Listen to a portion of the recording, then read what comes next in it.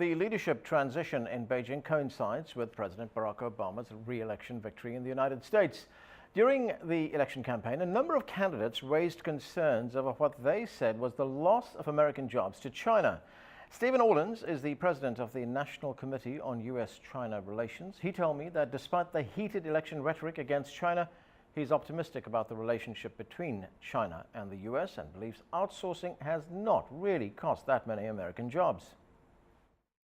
The answer is very few, but I think there's, again, an opportunity for both countries to kind of use some of the extraordinary surpluses, the 1.2 trillion that China has accumulated, to invest in the United States, to create U.S. jobs, and to benefit the U.S. China relationship.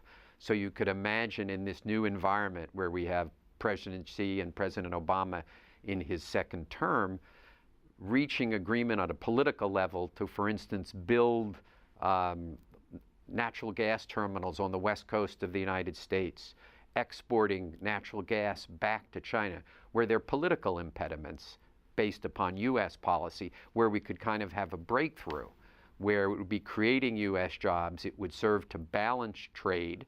It would serve to help in terms of climate change, and that natural gas used in China would replace coal, which would reduce carbon emissions, and it would balance trade. So it'd be something, again, which is kind of, I wouldn't call it low-hanging fruit because these are very complex transactions, but it's an opportunity for both sides to make big jumps in the relationship. That is something that we don't hear much about, the fact that there is the potential for more Chinese investment in the United States, which of course is going to create jobs in the U.S.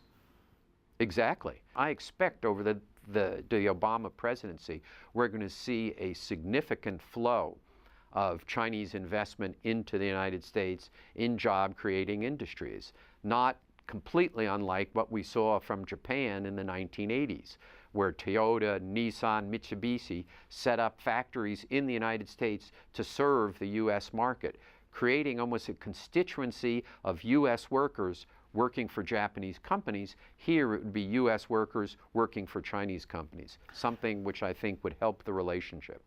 One other point, and that is the issue of currency. That came up many times during the campaign, of course. It was brought up by the Republican contender Mitt Romney, who said that if he became president, he would call China a currency manipulator on day one. Is this going to come up again and again, do you think? I think that issue is a 2005 issue. It is not a 2013 issue. That the Chinese currency has appreciated on a real basis over 30% since 2005. Certainly when I talk to businesses, U.S. businesses in China, it is not in the top 10 of their list of issues with China. Things like intellectual property right protection, investment restriction, transparency in bidding are way up top. That currency valuation is not something which is particularly important to the United States.